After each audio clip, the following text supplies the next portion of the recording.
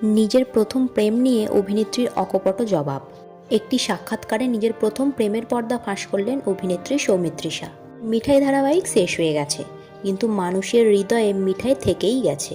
দর্শকরা চাইছে মিঠাই ধারাবাহিকের পার্ট 2 আসুক, কিন্তু এই নিয়ে প্রোডাকশনের কোনো হেলদোল নেই। কিন্তু এইদিকে মিঠাই ধারাবাহিকের প্রধান দুই তারকা অর্থাৎ অভিনেত্রী সৌমিত্রিষা কুণ্ডু এবং অভিনেতা আদ্রিত রায়ের জীবন সম্পর্কে লোকের কৌতূহলের অন্ত নাই।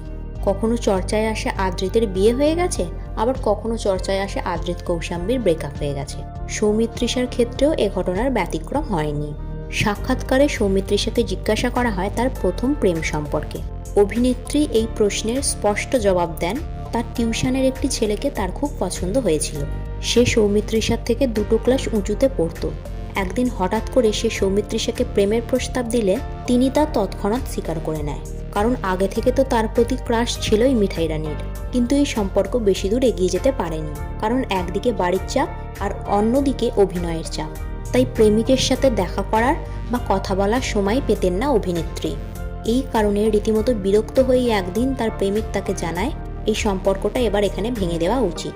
অভিনেত্রীও ততক্ষণে বুঝতে পেরেছিলেন তার এই সম্পর্কটা ছিল একটি তাৎক্ষণিক মোহের পরিণতি, তাই তিনিও ব্রেকআপের সময় বাধা সৃষ্টি করেননি।